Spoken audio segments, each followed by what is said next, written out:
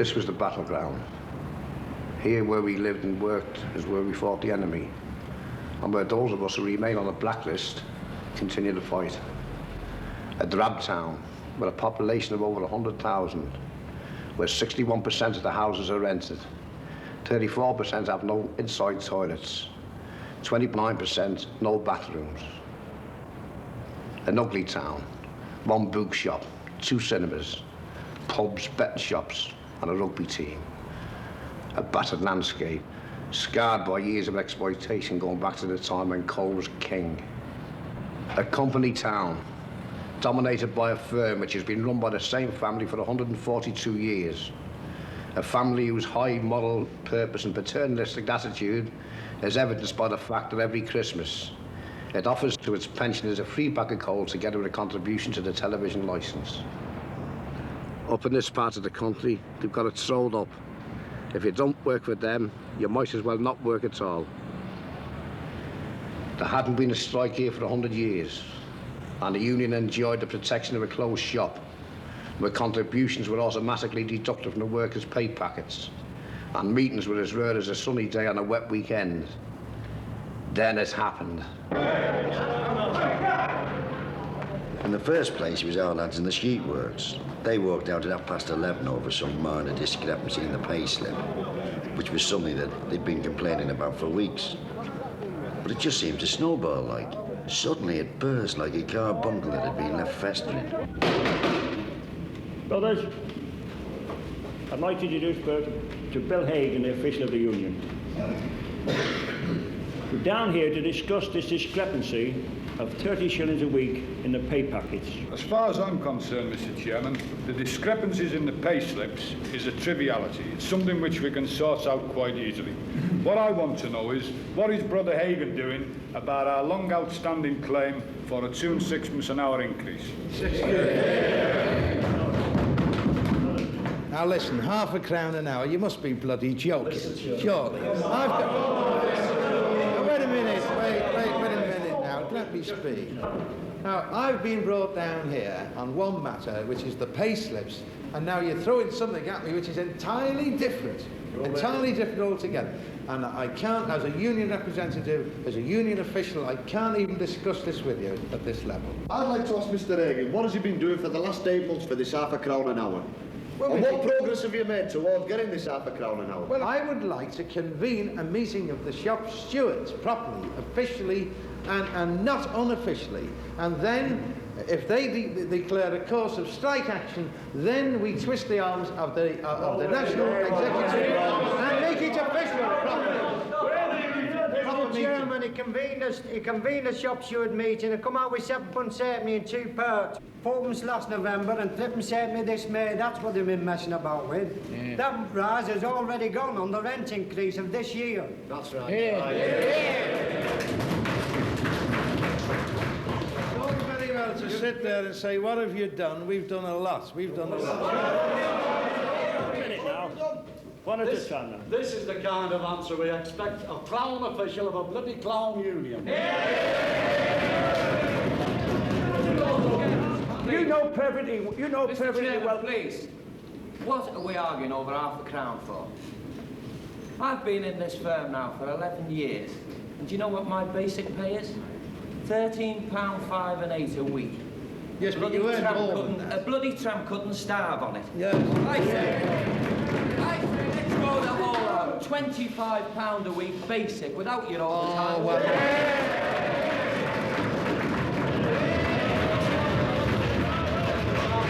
I was asked for 8 months since, and the officials done nothing about it. Added time was asked for Christmas Day, and nothing has been done about How that. do you know we've done nothing will about be done about this. So I propose here and now we strike. How do you know?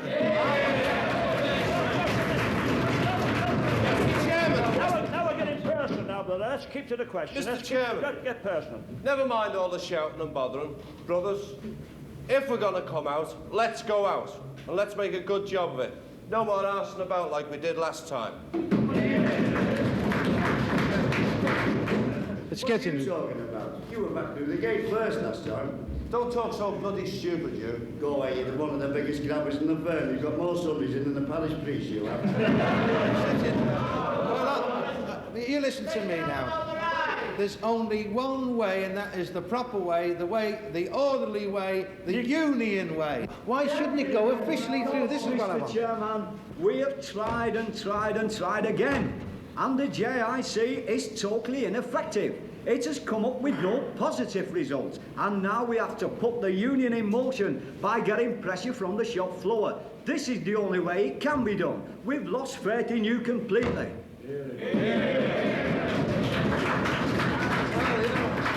Mr. Chairman, I put a proposition to you before for you to put to the floor. You seem to be avoiding the issue. I'm going to put the proposition to the floor myself. Gentlemen, do you agree that we should all come out on strike for £25 and nothing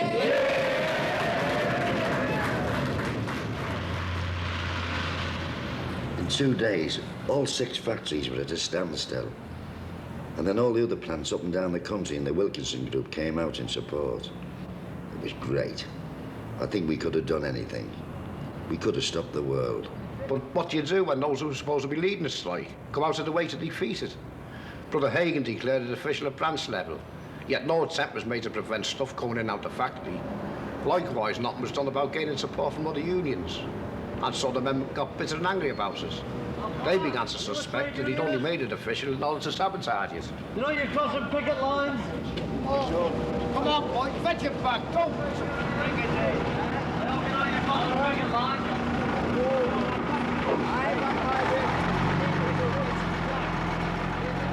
If you weren't here, then we could do it.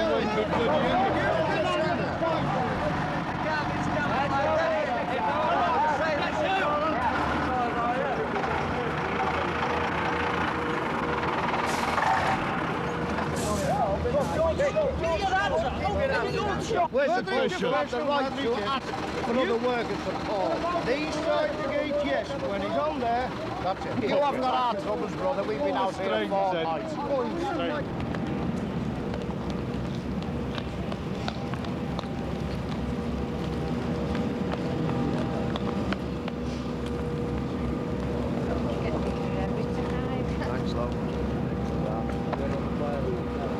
Thanks very much, love.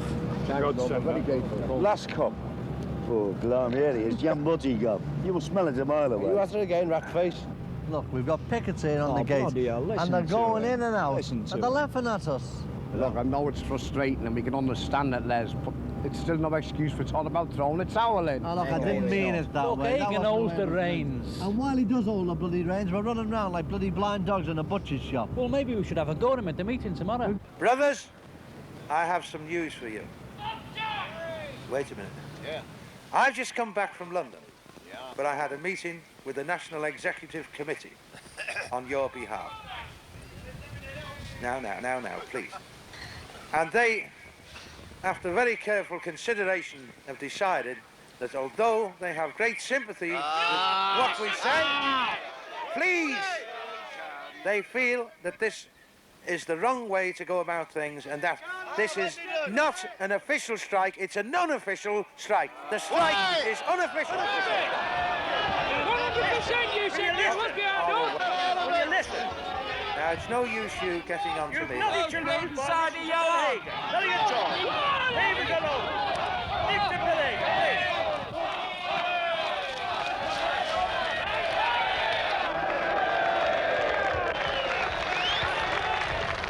Eddie Marsden, South Side. I don't have to tell you how I feel about this, lads, because the anger that drove me up here now, that represents your anger. Before this day is out, I want some criticism of the platform on how the strike's being run, or not being run. But he's been down to London. He promised you official support. At least listen to him. Listen to him. You want to know what you're up against? Give him a hearing. Give him a hearing. All right, Brother Hagen. But I'd like to take Eddie up on a point or two here, you know. Some of the things he said. I know the response has been magnificent from the floor. It's been wonderful. And now you've got this strength. Why don't you use it? Why don't you let us negotiate for you? absolutely wrong. Make it official! Whole attitude is wrong. This is senseless, really it is. All right, well, with this in view, your National Executive have decided on a secret ballot.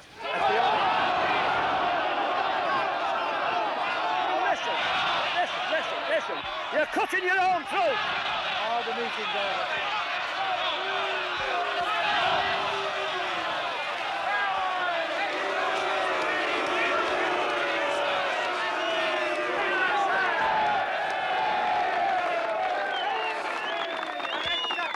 So we get our £25 for the first hour. I'll take some action now.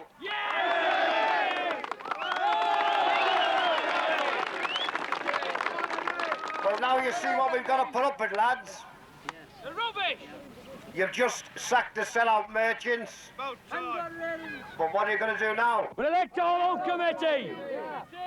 All right, boys. Can we have those stewards who are prepared to back the rank and file and lead the strike? Those that are coming forward, will you give your department in and your name so that the lads can identify you? Yeah. All right, let's have those stewards then, boys. Come on, Billy.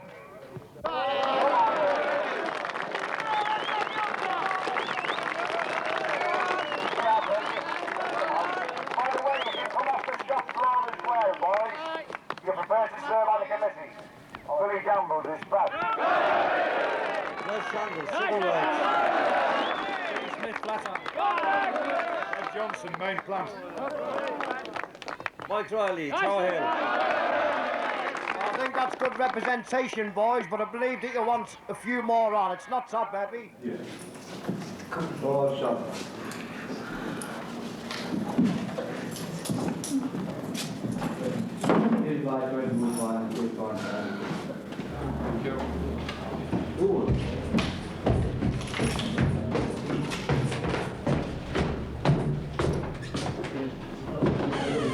Right, look, that's not coming in here. Get that down. It's a fine start for you, the first meeting. Can't help it, mate, if you can't get on the bus, can you? It's there in time.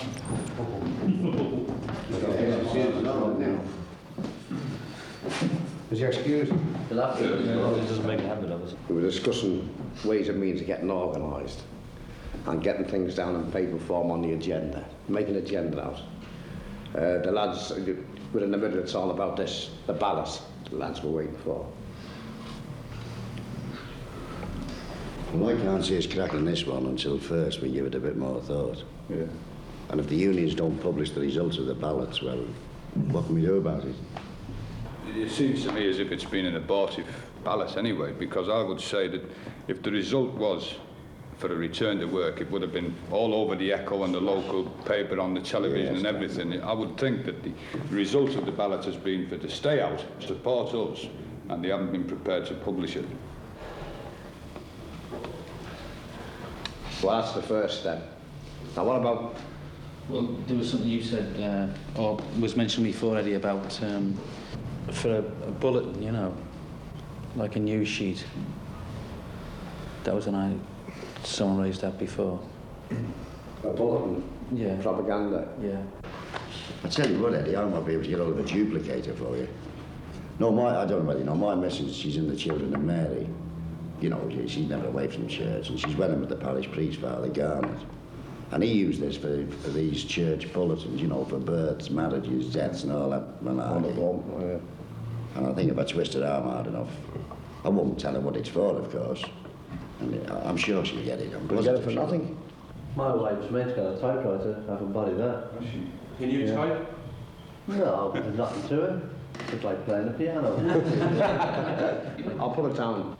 So, your seat to be the main spokesman on the pickets. Yeah, what you want is good, big, hard-looking fellas. It's no use having a bloody little fella. You want a good, big fella, just to explain. You give them the instructions and send them through, and they know what to do. Stop the men from going through, and stop the wagons from going through. This is the main thing. Yeah. Stop them from going in, and if they don't go in, they can't bloody go out either.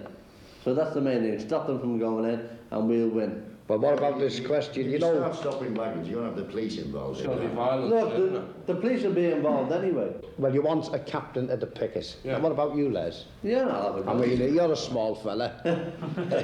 And Bert. Yeah, that'd be a good idea. Right. Well, that's 2 points. What about these hardship cases you hear all about? Some terrible lads in terrible trouble. I know 6 fellas thrown out the digs because they got no money. Single ledge, you see. Isn't it about time after 100 years that we had a war? That's the thing. 100 years, nothing's gone on. This is it now. So we're going to have a good go.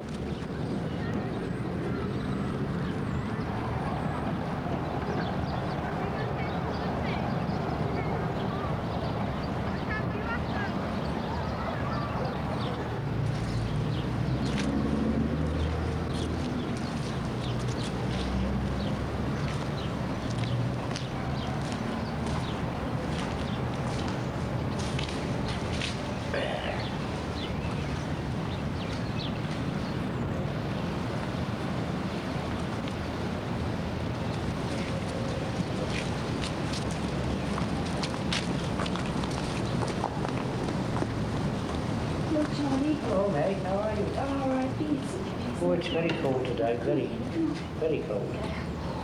Hello. Good evening. A nice little walk. Hey? Yes. How are you? I wonder if you can help us here, Charlie. What is it, mate? Well, it's one of them forms that the rank and file committee dished out. I am at the present time unemployed due to a dispute at my place of work. I am therefore unable to send my usual payments. However, as soon as the dispute is settled, I shall resume my payments and make arrangements with you to clear my arrears that may be outstanding.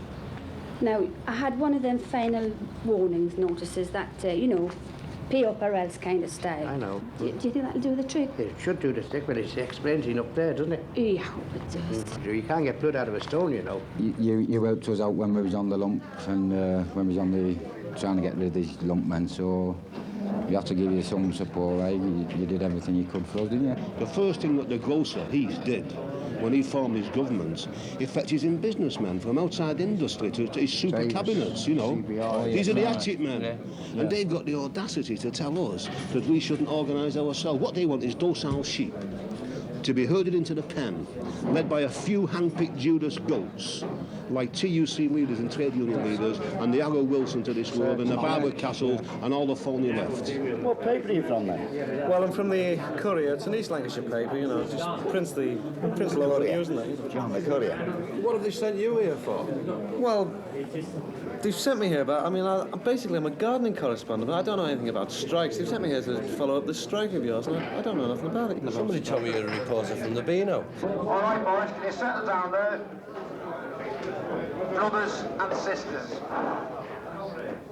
and comrades, and all our support. I must thank the boys who've laid on this stew tonight. You all know them, the brickies, pieces over there, and his mates. But he never only laid on this place, he laid on the committee rooms and paid for the place over here that launched your rank and file committee a week ago. And they've also organised collections among other building workers. He's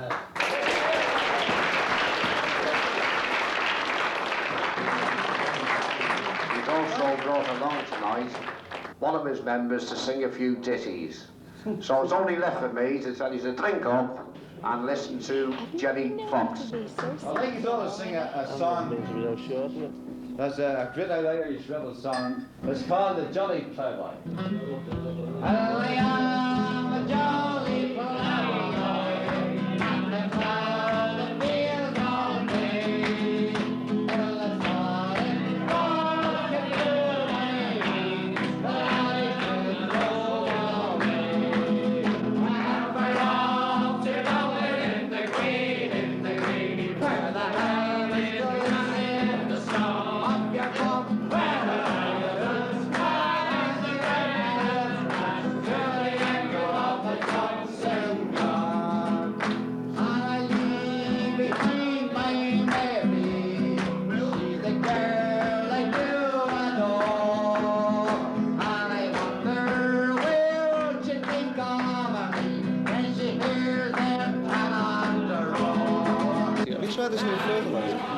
the stuff that they're importing it from Tibet. Manure, you mean? Well, it's like a sort of manure, you know. Yak shite, is it? Not well, if you like to put it that way, yes. Oh, Paddy dear, and did you hear the awful things they say?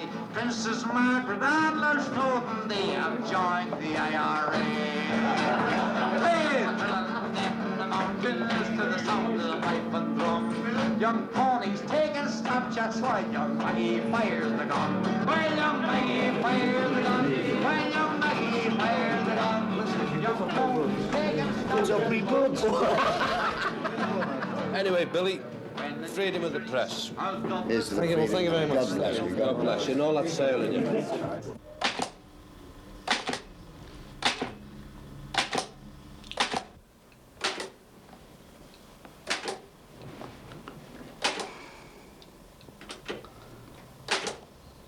Les, are you going to bed or what? Oh shit, I keep hitting the wrong bloody key. Well, no wonder. You leave it too late. Can't it wait till in the morning?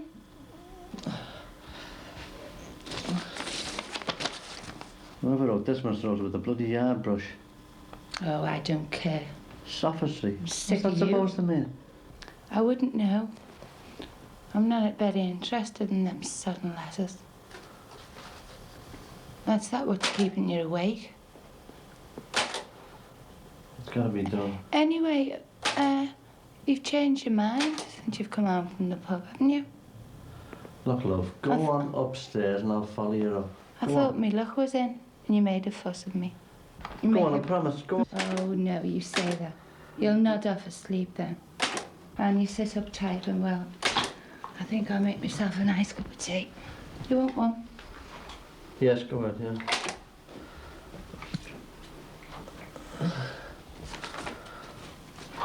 Signs yourself, Pericles.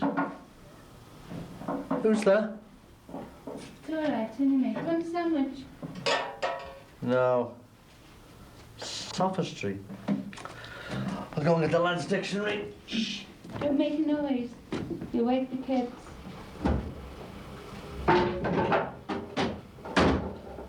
Johnny? Is that you? Johnny?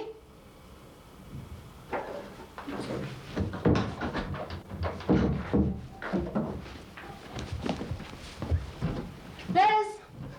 What's all the shout about? There's someone in that yard. Are you sure? Face just at the window. Are you sure?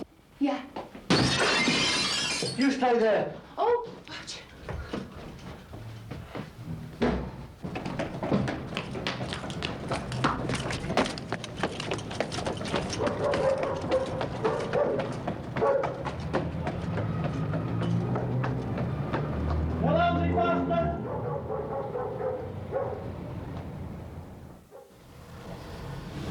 All right, boys, the next thing on the agenda is the lobby. It's been suggested when we're in London that we should go down to see the lobby, the Labour ministers, constituency members, get round to the head of the Social Security.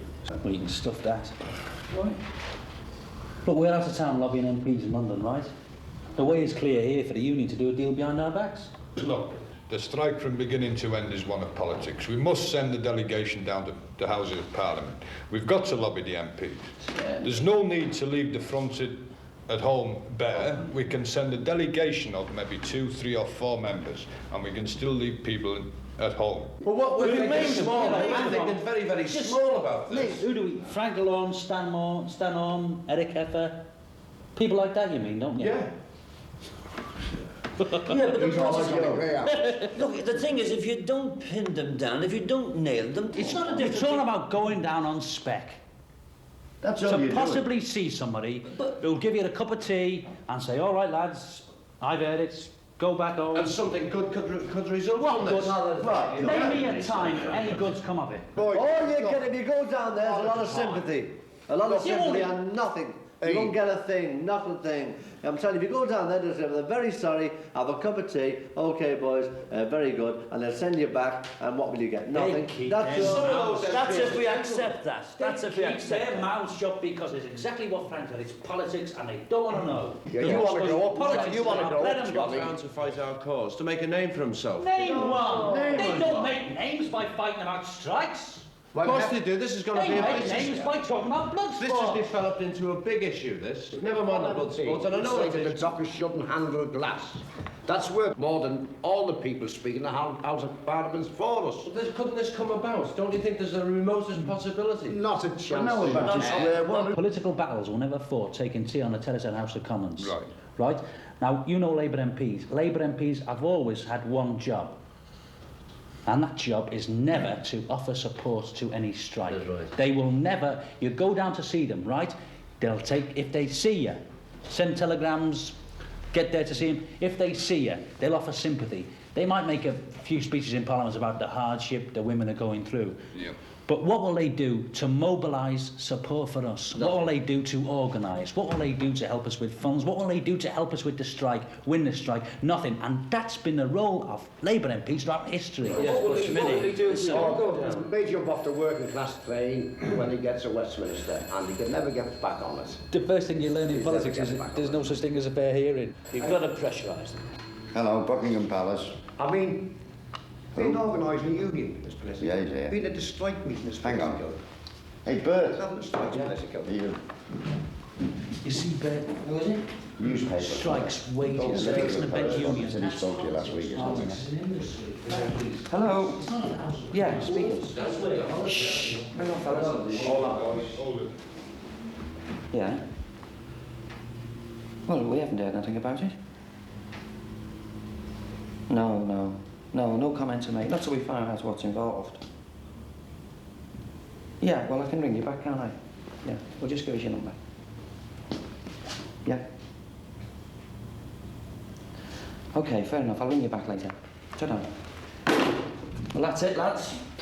Oh, dear, you can forget about your London bloody trip. That's redundant. That's a report, then.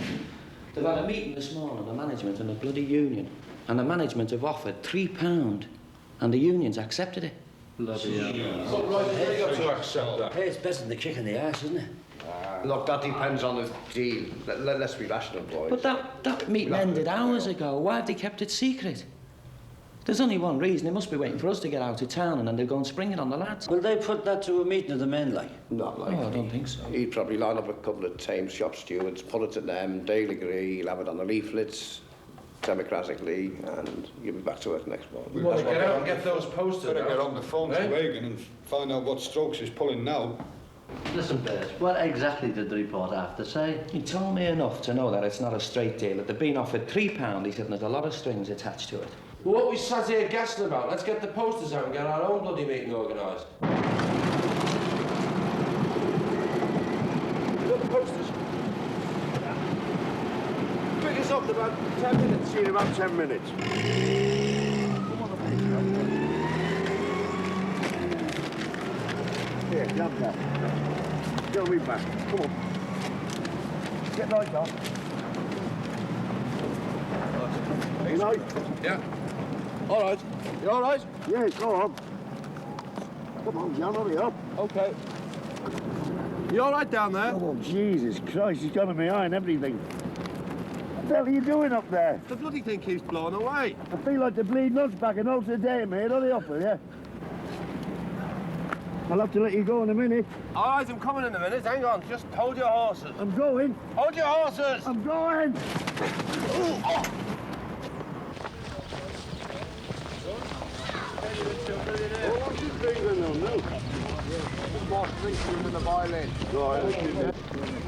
Old ball of bed.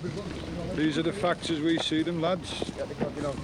You'll be given the opportunity to vote, so read it. Yes. I hope you can all understand it. What if you work overtime then, Eddie? If you work overtime, you can talk at a sausage. Not a bloody You just thing. get the bird thing, that's Sure. it. Sure. All right, lad. There's the queer fella over there. Hey, touch. Keep him out. Yeah, all right.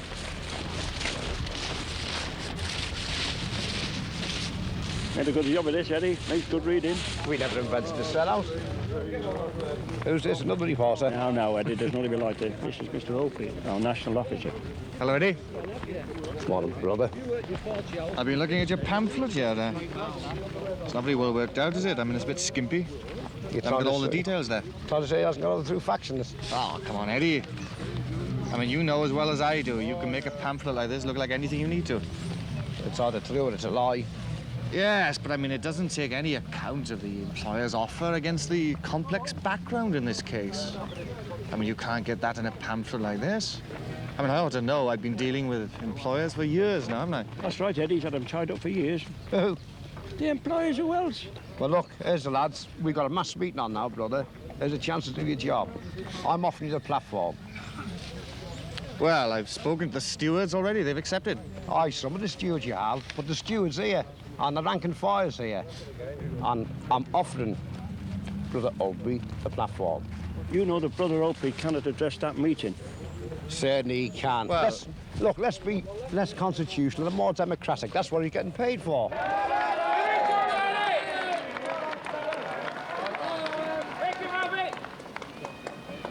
Good morning, brothers. Look, we're sorry we're late, boys, but we were delayed at the start. We have two national officers here, one national officer rather, you know the other boy. Brother Loach and Brother Hagen. Now we've invited them along to the platform because we have heard at 9 o'clock last night when we were prepared to go to London, we heard via a newspaper reporter that the employers had offered an interim bonus of £3. But it's not even a straightforward offer. It's got all kinds of clauses in it. One is a punctuality one, so that any illusion that it was £3 straight on top of your £13.8, that's completely false. Now, boys, we've got nothing to hide.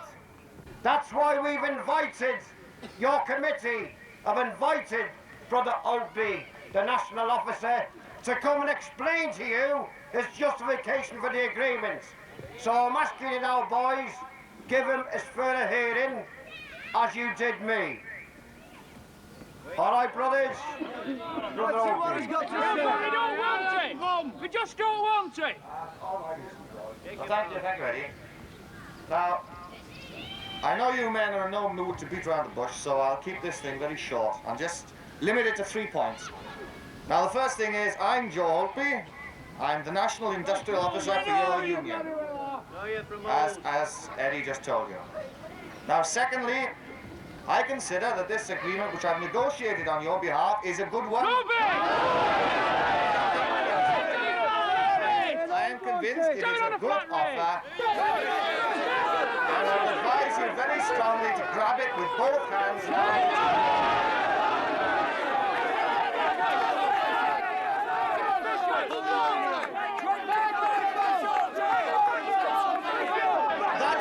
That is the key to this. Now, you've made your point, you've made your protest, and you've hit him where it hurts most. Now, all I'm asking you to do is to allow me on your behalf to go back and make further negotiations with the employers. I can't do that. I can't do that unless you accept this offer. If you don't accept the offer, it's not on. You union has done as much as you can.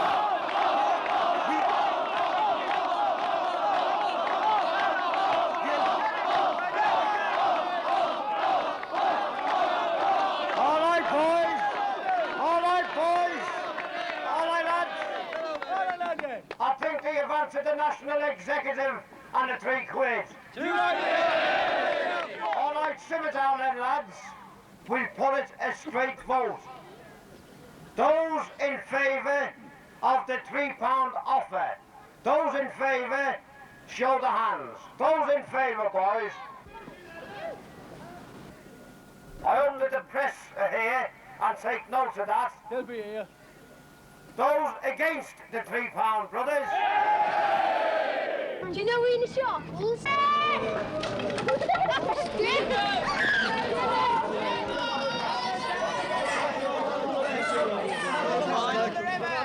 Give him a chance. What about this?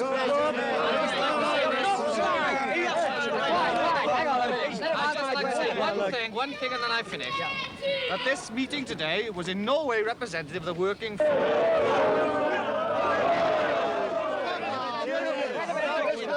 Representative of the working force at Pilkington. Why have you failed to get it put on the basic rate? This is what we want to know.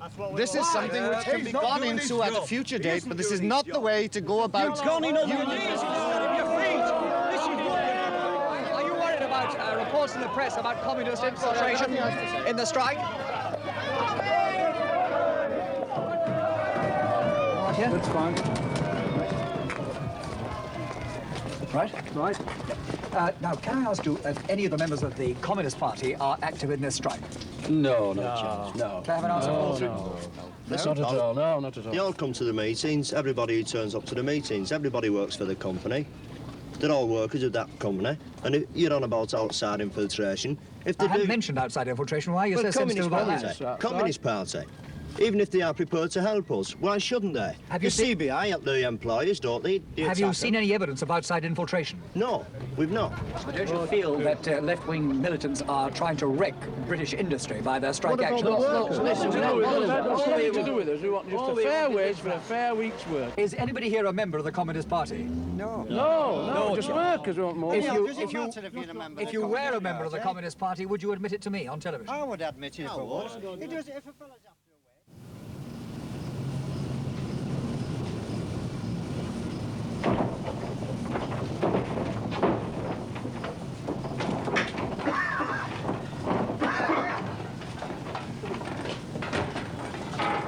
All right. All birds.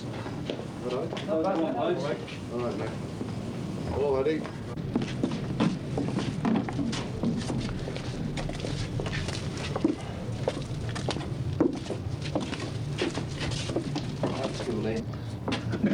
There's a card school going on in here. All right. All right, lads. How are you? All right, mate. Who's with it? Won a bottle of champagne, the Queen Mary, and a night out in the town with Bridget Bardo. Oh, thank you. Never mind. Oh, thank you. Oh, Mike, thanks. Have the cops spotted you at all? No, they was mooching around last night with the dogs and that, but they don't know what it is. Like, you know. Are They there don't know plenty of what it lads is. here? What? Plenty of lads here? There's a crowd of them, yeah. You know. You know, they change each day. Sometimes they go up to the park if the weather's all right. They don't bother coming down here. You get scared down here in case you get nervous, does that? Yeah. Well, I think Eddie. There's something else I'd like you to see if it just come this way with you. Okay, lads, see you again.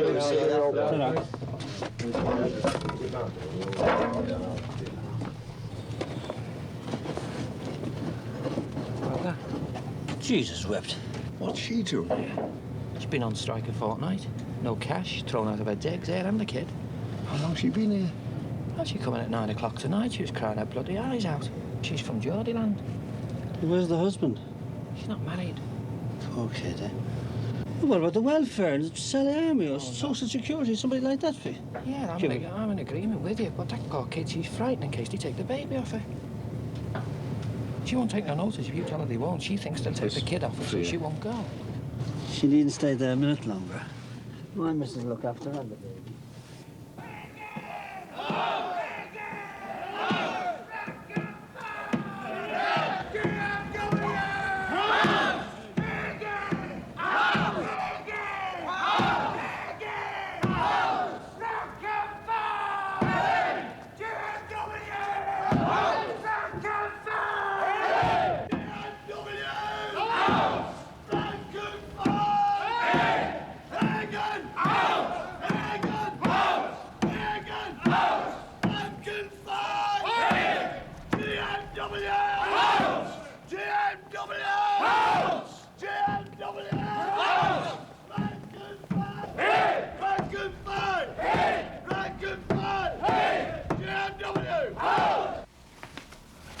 I wouldn't take too long over that, sir, if I were you. Well, I appreciate that, but of course you understand there's some very important documents here. I must get rid of these, I'm afraid.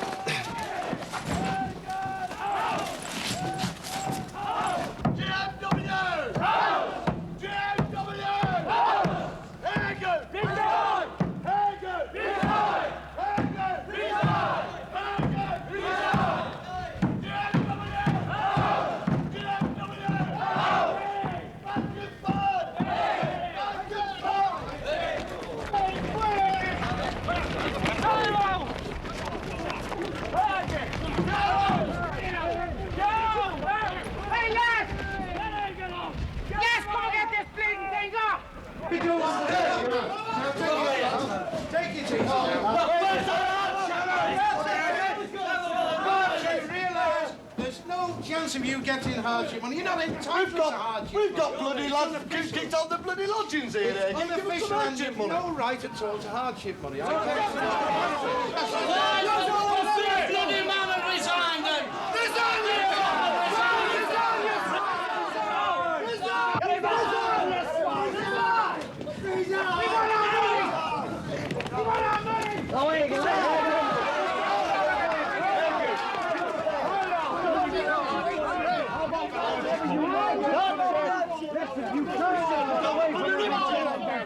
With all these fellas been on the phones all this time, and you just can't do it to them. No, I've got to be fair. No, it's not a minute.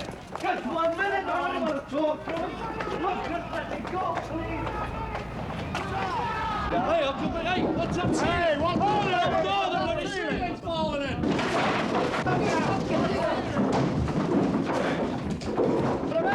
Steady. Looks like a frigging coffin. Take it out, lads. Take it out. Easy. Go on, tell me what's that.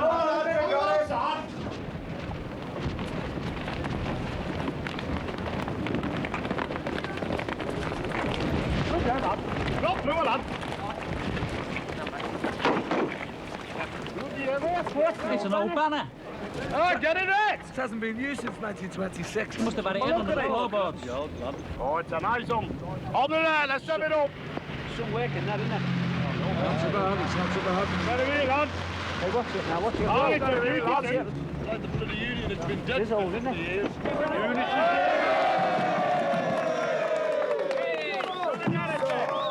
Solidarity forever.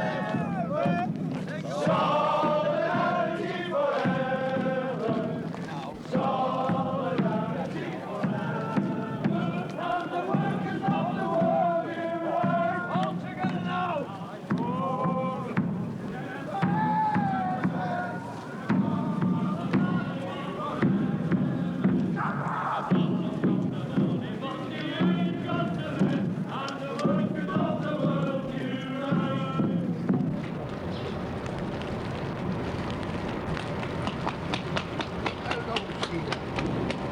I should have had that half an hour ago. Is your mum in? Is your mum in?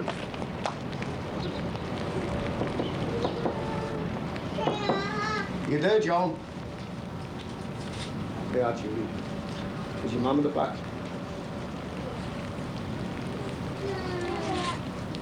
Hello, John. Do you want? I mean, what have you come for? I thought it was house I could do. Joe told me you were packing up and going on to your ma's with the kids. Well, I've got to, haven't I? I can't stay here and let this happen again. That's house I didn't come back, though.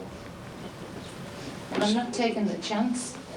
Still, you'd be better off in your ma's. I will.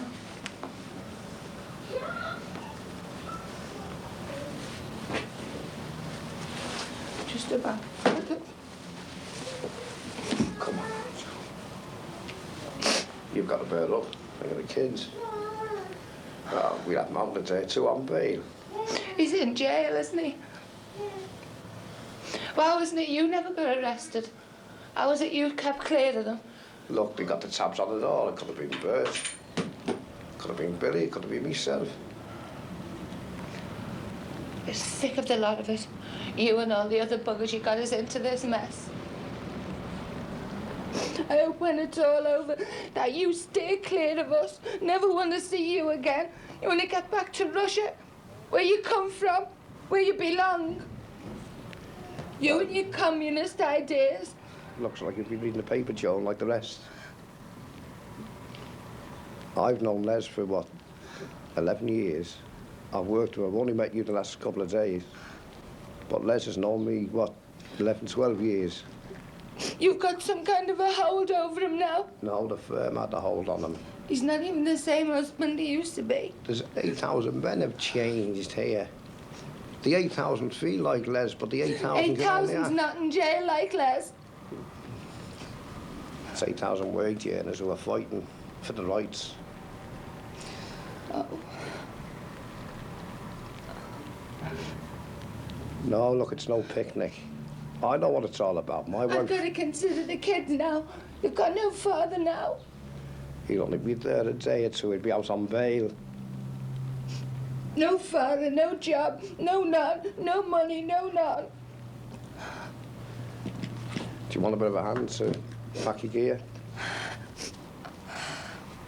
Could we get a taxi to take you and the kids round?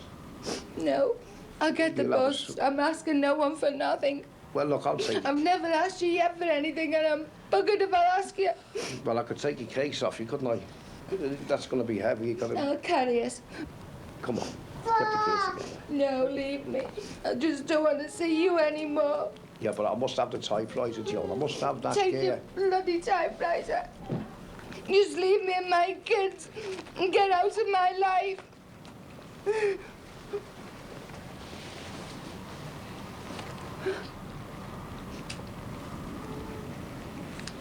And all right, Joan, I'll shove off now. I won't take the typewriter now.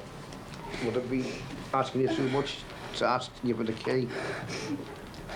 And I'll come and get the paper. We need that. I don't know what I've done with this. I think he's got us. I mean, we miss Les as much as we miss you. I know he can only type with his 2 fingers. But we've got to scout round now for someone that can do what he was doing. Well, do that. Do that, because he's done it long enough. And he'll have nothing more to do with you when he comes out. No. He's going to start learning to be a father again. You took that away from him with your rotten typewriter. Les is only learning now that he's got to fight. He wasn't interested in unions or anything till you came on the scene. You've turned his head, he's moody, and he's got no time for nobody with you. Your wife might like that kind of thing, but we don't. He'll do anything to drive us back to work, you know that, Joan. He'll arrest a lot of us. It can go on for a long time, yes. They don't give in that easy. That's the test. If they can lose the profits or if we can tighten our belt more. That's why we've got to stick together.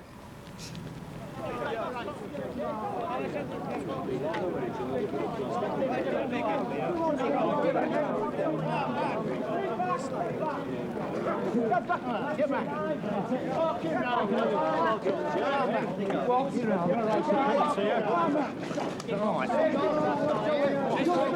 This is the outside interference, lads! The bobbies!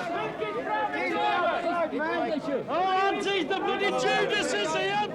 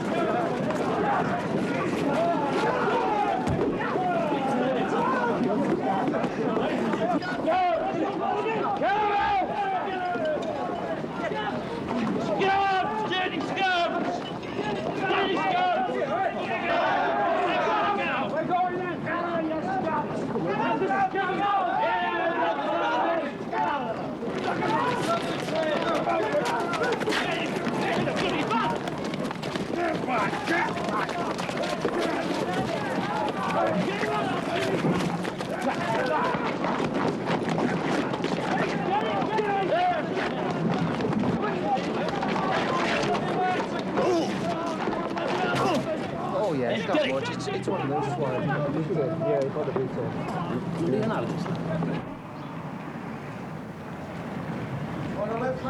Yeah? Thanks very much.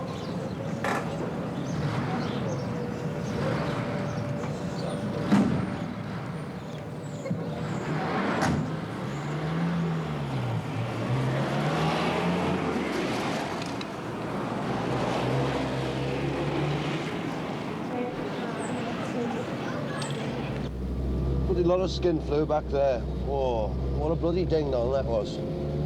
Showed those scab headers a thing or two. Drop us off anywhere here, lads. Wood Street will do.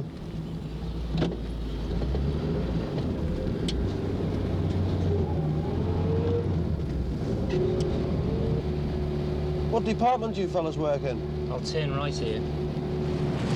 Where are we going to?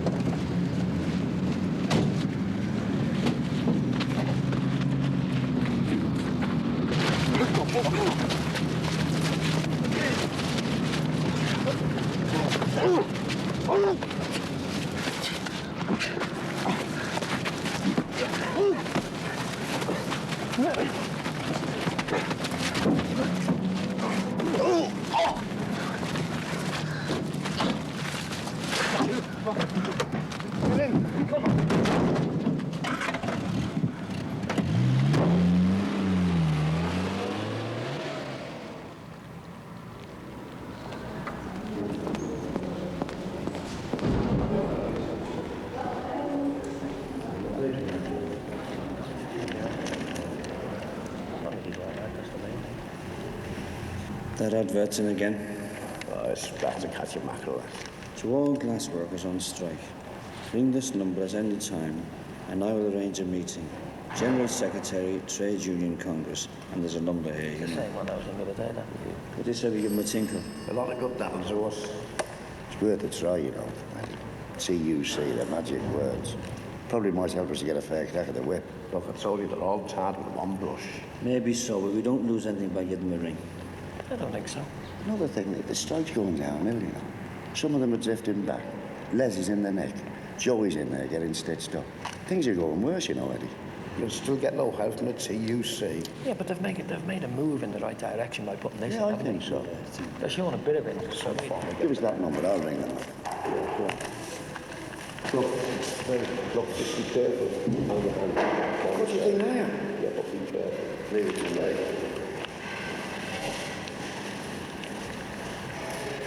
I'll have some fire, doesn't soft salt. Oh, how is he, Doctor? Nothing very serious. Bruised his ribs and a few lacerations on his face and body. Not too much harm done. Hello? Hello? Is that the TUC? Well, I'm one of the glass workers on strike, and I've just been reading your advert in the... Oh, I'm sorry, love. Yeah, OK. Hello? Is that the General's... Hello? Hello? Bastard.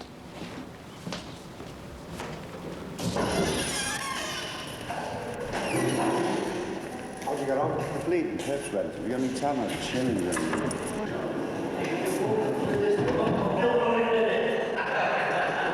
Sod off, you stupid. Keep you under mystery, anyway. What a bloody time. Yeah, right, son. Not loud, they made a mess of him. What's this you've got in the wall? Stayed with him. What's that? Bloody ponce of a doctor. What are you doing here? Hey, Albie. Taxi and everything, guys. They're out there. Steady. They've stuck about half a dozen needles up my ass. What's behind? Behave, you bloody... Hey, we're mates like you. We don't need bloody enemies.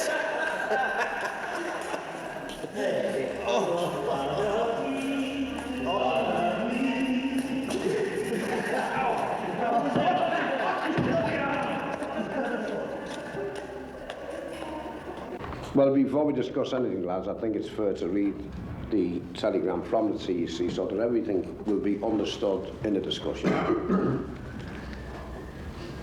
You know where it's from. Confirming our telephone conversation today, I give you undertaking the following resumption of work. Arrangements will be put in hand immediately for you and strike committee representatives to meet here at TUC headquarters to thrash out all differences and difficulties that have arisen, with a view of ensuring this kind of situation will never occur again. Stop. Statements made yesterday at the TUC General Purpose Committee hope everybody concerned will give every assistance in getting a resumption. That's the telegram, lads. Well, the way I see that, Eddie, is that we've got no choice. You know, at least we've got nothing to lose by going and talking to the guy. Look, I'm not against talking to anybody, but I'm definitely against going cap in hand to the TUC. All we've got here is a message that they will convene a meeting once we get the men back to work. That's all. Yeah, but I don't see it that way. I mean, we're not going down to talk to just to anybody or another union. This is the Trade Union Congress. The Houses of Parliament that represents all unions. And I don't think they can get us. They're too big for that. I think that you can't see the wood from the trees. If you read that telegram, it'd get you back to work, ensuring that this will never happen again. That telegram was the very first steps to put the General Municipal back in the saddle with the authority over the men. How can you get any kind of support off the General Secretary of the TUC that will embarrass his sidekick to pay them on pot? Eddie, you're talking like a defeatist. Listen, Eddie's right. The TUC, the role of the TUC is broker for the governments, any government, Labour or Conservative. They're there to break strikes. They're there to what they call negotiate in industry, to reach satisfactory agreements that won't knock their positions. Right. Yeah, but let's get this clear. I've got implicit faith in the TUC, right? Never mind bloody Let the man have his say, Smith. And I firmly believe that wording in that telegram, this sort of thing won't happen again. I am taking that, I don't know about you, but I'm taking that as meaning that the bloody executive of the general municipal workers won't be able to cock us up again like they have this time. They won't have the bloody firm collecting the subscriptions that the unions use and things like this. That's how I see it. Well, I agree with you. Well, Mike, can I ask you one question? If there's nothing categorical comes out of this, that there's nothing signed that we know we're going to get before we go to work, if we go to work only on the promises, and we lead in this energy that's just been accumulated after 100 years, except for 1926, what shall we do then? Well, you've had this. Look, let me qualify what defeatism means. The best strength that we've got here, and after 100 and odd years, we've got our strength here solidly out on strike. I believe that those are the men that can win the struggle. Could win it much quicker only if we can get help from other workers. I do regard that if we go to the TUC, that will be the first step to defeating this committee if we accept the things willy-nilly. Yeah, but we won't accept it unless it's right, will we? Go down there, are we? If we don't go down to see the TUC, they'll go back and we could lose anyway. We lose the leadership, we lose the lot. Do you agree, Bert?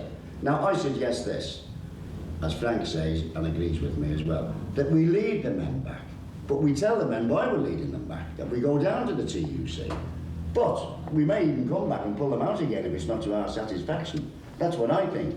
And another thing that, well, I don't suppose any of you have overlooked it, it's all around us. The women and the kids are suffering. And all through the ages, this is how all strikes have been broken. This is how the bosses look at it. Starve the bastards. And it's getting to that stage with us, you know. But you can't stop at half-time in a struggle like this. This is precisely what you're saying, Bill. But you're not to expect anything. My head's bloody killing me. I wish you could make some sort of a decision. OK, we'll make one. 7 weeks ago, this strike started. 5 weeks ago, we met with one thing in common and one thing only. £25 for a 40-hour week. That's the... Now, we were thrown up as the leadership. We only had that one thing in common. And we found that it changed from just that struggle for that until we were taking on all comers. Now, we have a responsibility to the rank and file. We cannot shirk that responsibility. We are the leadership, and we're immature and out of our depth and all that.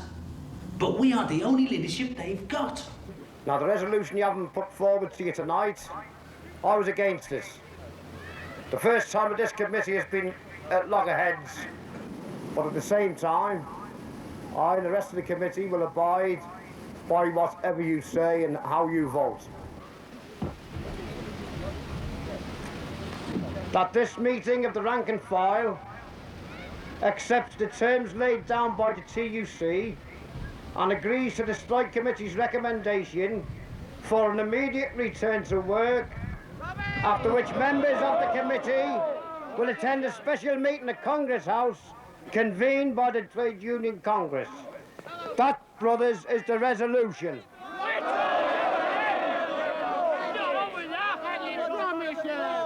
We're not going back on bloody promises, Eddie, after 7 weeks. Get on,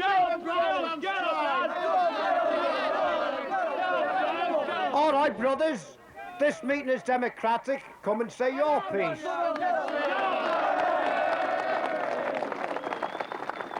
Promises, Eddie, we're not going back on promises. All right, brothers, put to the meeting. It's democratic. I am all against going back on promises. I vote that we kick this resolution into touch where it belongs. And I move that we send this committee to London to get something in writing.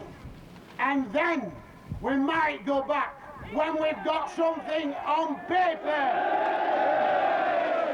And there'll be no return to work until that's done. All right, brothers. I declare the meeting closed then, boys. You've got to go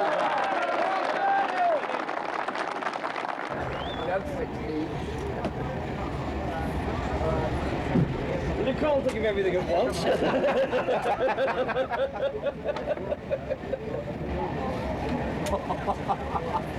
God, blimey. It's a good job I'm hungry. Oh, wait, that'll be enough.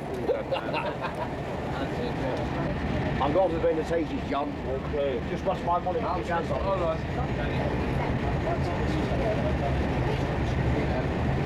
How's it is, Eddie? All right.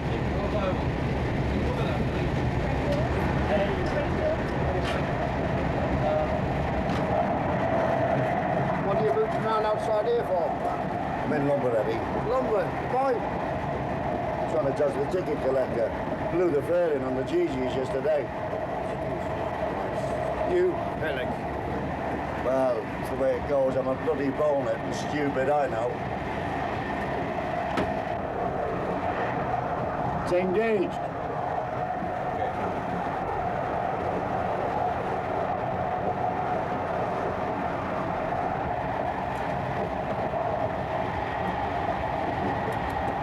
I'll warn you, but if you get caught, don't drag us into it, you know. No. We got enough on our plate already.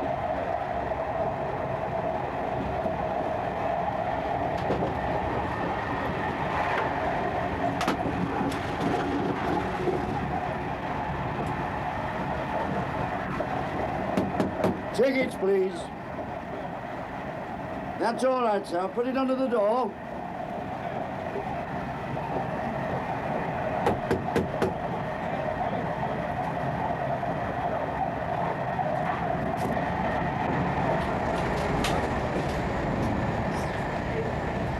Keep it hand on it, ain't me there, love.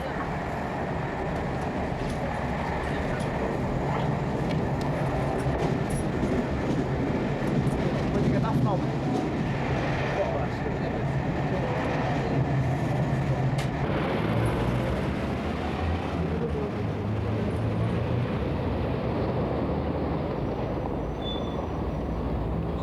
It was the top brass of the TUC, our chief, in fact, you name it, they were all there. I was surprised at how smoothly it went. I mean, let's face it, we were all a bit cagey. But I've got to take my hat off to the big fella. He lowered the temperature a bit and got things moving. He's a gentleman, that bloke. He leaned over backwards, and I must say that without him, I don't think there'd have been an agreement. As it was, we ended up with a document signed by himself, us, and the General Secretary of the General and Municipal Workers. And this stated that there'd be no victimisation. As far as we were concerned, that was it. I think even Eddie was satisfied.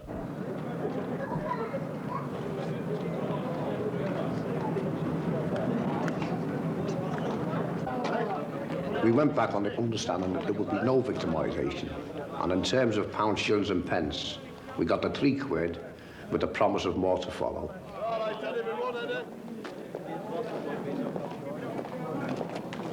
If I live to be 100, I'll never forget that first day back. We knew as soon as we went in there'd be trouble. You could smell it a mile off. The leaders, of course, they were singled out from the rest of us. Eddie in particular. Not satisfied with keeping him separated from everyone. They even had the foreman and production manager stood by as guards. No one was allowed to even approach him. And everywhere he went, they went. All that was missing was a number on his back.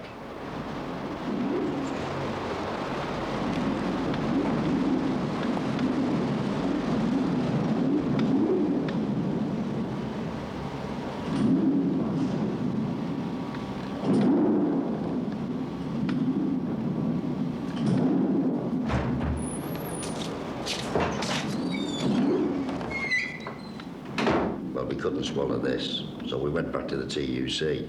When I went back to work, they sent me to a school. Now, I'd been on a job for 7 years prior to the strike. He sent me to school and put me on a job, £7 less. I think the same thing has happened to John. Yeah, I'm sticking labels on bottles with women for less money. And I think to Jerry. Now, I believe that they're trying to promote some kind of action and bringing this about so that we possibly might cease work, and then other actions will follow. And we've come here today to ask you, what are you going to do about it? Oh, I'm very sorry to hear this. But they told us there'd been no victimisation, and they flung everything at us by the kitchen sink. We wouldn't have gone back otherwise. The TUC can't intervene at all. All we can do is to advise. Look, we don't want bother. We've been out 7 weeks. We could have called a meeting this morning and had those lads out again. We took them back. We've come down here on our own expenses for you to do something to stop it blowing up. We don't want bother. That's what we want you to do something. Don't tell us you're here to advise. We want you to do something. Use your power as the head of the TUC. A word from you goes an awful long way. But are you prepared to do this? You promised you would, you know. You did intervene, you know. You intervened to break the strike. You intervened and got us down here to a meeting where this document was signed. And you signed it along with us and the General Secretary of the Union. I'll read it out to you and acquaint you with what it says.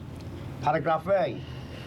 All the parties concerned agreed that there would be no victimisation of any individual or any group of individuals, and that every endeavour would be made to remove present tension in the company. Now, I've told you that this exists. It's been substantiated or will be by the lads round the table, and I want to know what you're going to do to eliminate this tension and help us get back in the spirit of the agreement that you signed. I signed that. Well, as chairman of the meeting, in all good faith, I merely acted as honest broker, you know, to bring both parties together. I've got in touch with your union, invited them to come to the meeting. Where is he?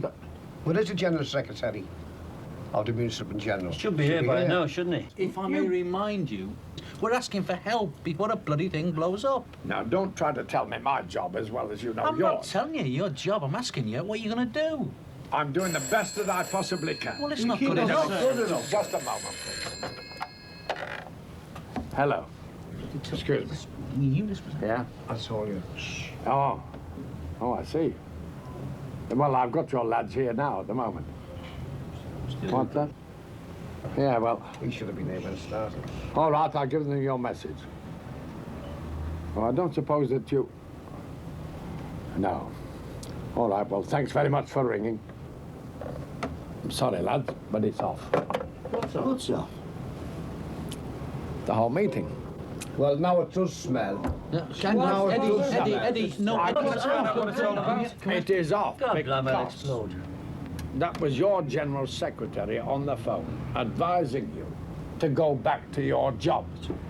Advising us over the phone, he should be here. Because the strike is over, there's no point in pursuing it any further. And as far as we're concerned, there's nothing we can do. You have taken us to the cleaners, you have.